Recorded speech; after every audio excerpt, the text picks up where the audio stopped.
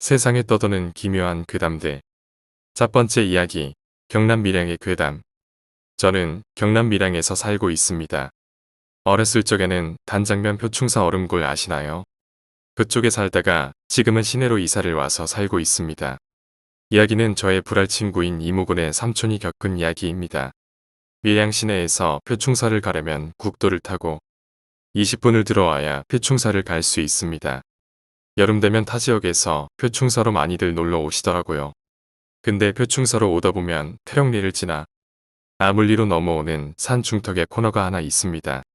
놀러 오는 사람들은 그 길을 절대 모르시겠지만 단장면 사람들만은 그 길이 예로부터 좀 무서운 길이라는 걸 알고 있죠. 마을을 지킨다는 큰 나무도 한 그루 있고요. 동네 어르신들에게 물어보면 그 길이 비포장도로였을 적부터 학생들이 밤에 공부를 하고 집으로 걸어 들어가는 길엔 항상 그 길에서 도망치듯 뛰어서 집으로 갔다는 소리도 많았답니다. 그만큼 예로부터 귀신이 많았다는 거겠죠. 친구네 삼촌이 결혼을 하고 아이를 낳은 지 얼마 안 된 시점에서 일어난 일입니다. 그날은 밀양 시내에서 잔치가 있어 늦은 밤까지 잔치집에서 술을 거하게 마셨었다네요. 근데 술을 많이 마셔도 정신이 멀쩡한 상태 있잖아요. 그 상태에서 차를 타고 30분이 되는 거리를 혼자 들어오셨답니다.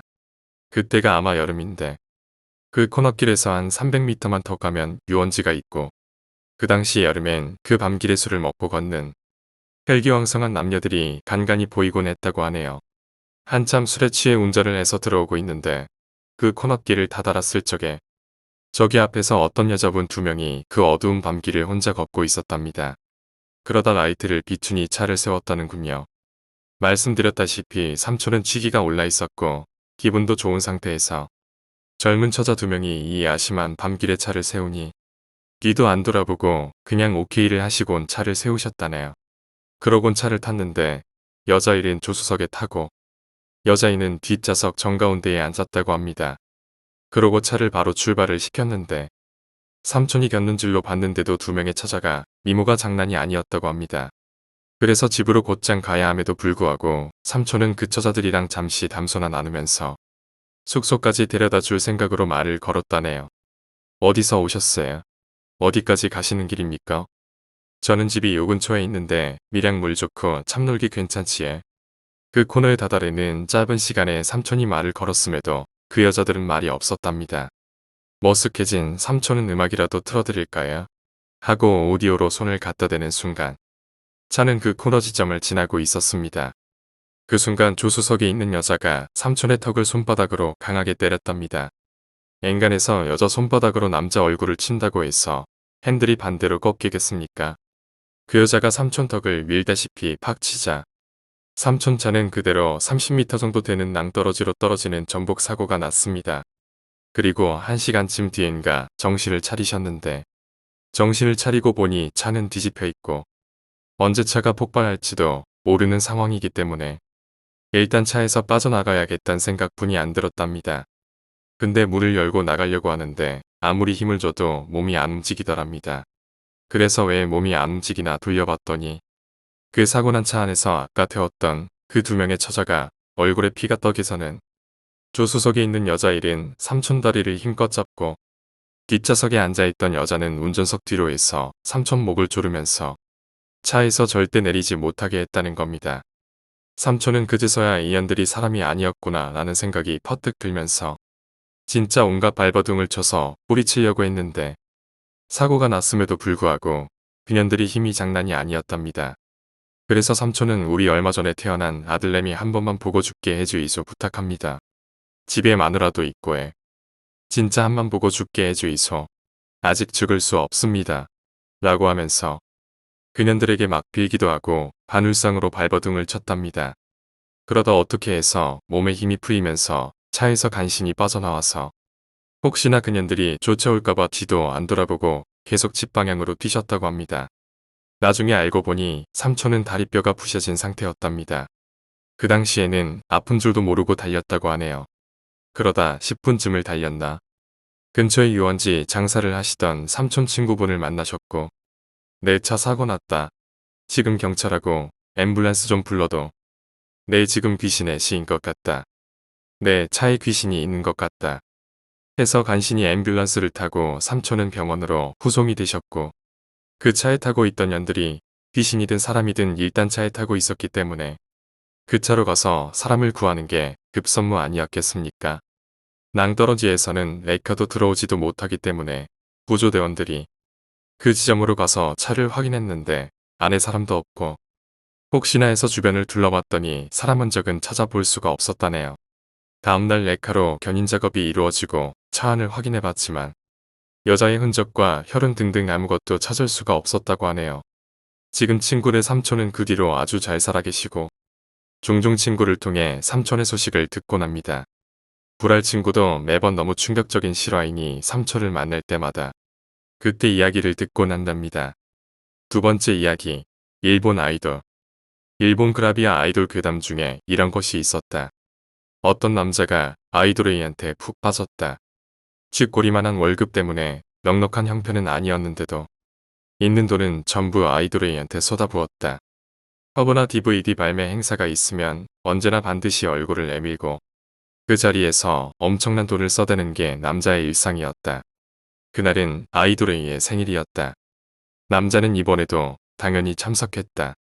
아이돌 A와 만나기 위해 줄을 서서 기다리는데 아이돌 A의 매니저가 남자에게 말을 걸었다. 매번 고맙습니다. 모든 행사에 꼬박꼬박 참여하고 화보가 나오면 수십 건을 넘게 사가는 남자는 아이돌 A의 팬덤 내에서도 꽤 유명했다. A도 정말 기뻐합니다. 매니저의 말에 남자는 겉으로 내색은 안 했지만 속으로는 좋아서 죽을 것 같았다. 그리고 남자는 마침내 아이돌 A를 만났다. 눈앞에서 싱긋 웃으며 좋아하는 A에게 생일 선물을 주면서 남자는 무척 행복했다. 며칠 후 아이돌 A는 집 앞 길가에서 칼에 수차례 찔려 죽었다. 범인은 그 남자였다. 목격자가 있어서 쉽게 잡혔다. 남자는 별다른 저항도 없이 체포되었다. 왜 그런 짓을 했지? 형사의 신문에 남자가 중얼거렸다. 계속 어두웠으니까.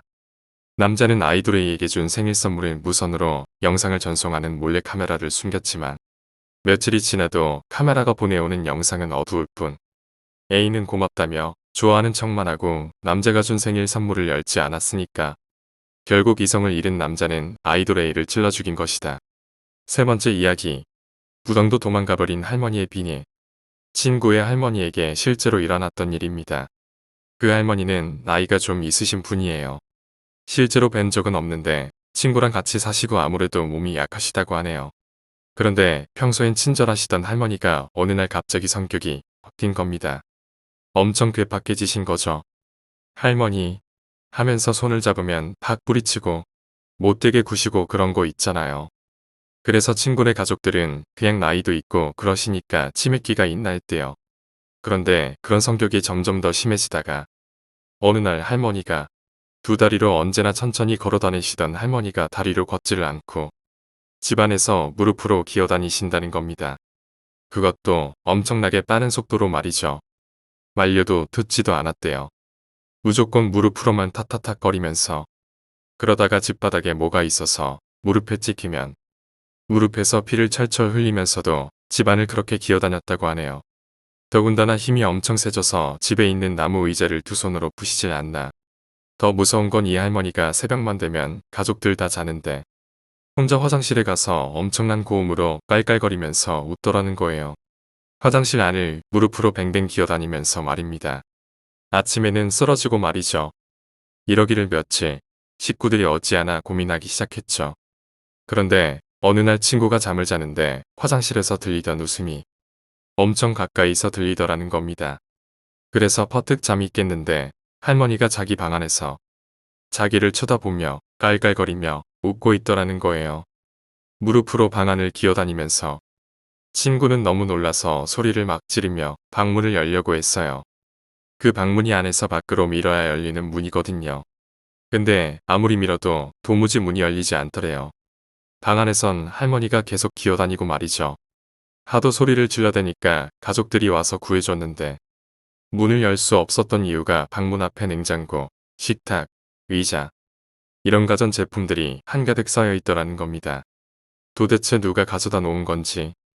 사태가 심각해지자 결국 가족들은 무당을 부르기로 했어요. 근데 이 무당이 집에 딱 들어와서 할머니를 보자마자 도망가면서 하는 말이 내가 모시고 있는 신이랑은 비교도 안 되는 귀신이 붙었어. 라면서 뛰쳐나갔대요. 그래서 그 뒤로 생각한 게 퇴마사였죠. 수소문을 해서 퇴마사를 했던 목사님을 모셔왔대요. 그래서 목사님이 할머니를 붙잡고 기도를 하는데 아무 효과가 없더란 겁니다. 그러니까 이 목사님이 자신이 같이 일했던 다른 퇴마사들을 불러 모아서 할머니를 둘러싸고 릴레이로 기도를 했대요. 그니까 할머니의 몸은 엄청 괴로워하는데 속에 있는 귀신은 나오질 않았대요. 그래서 마지막으로 생각한 것이 성소를 모아오는 거였어요. 그래서 욕조 안에 성수를 다 뿌려놓고 그 안에 할머니를 억지로 밀어넣었죠. 그러니까 할머니가 괴로워하면서 고음의 여자 목소리로 내일 나갈게 하고 소리를 질렀대요. 그리고 실제로 그 다음날 할머니는 언제 그랬냐는 듯 말짱해졌답니다. 그런데 할머니는 자신에게 벌어진 일을 하나도 기억 못 하신대요. 오늘 이야기는 여기까지입니다. 오늘 이야기가 재미있으셨다면 구독과 좋아요, 댓글 부탁드립니다. 댓글은 저에게 큰 힘이 됩니다. 감사합니다.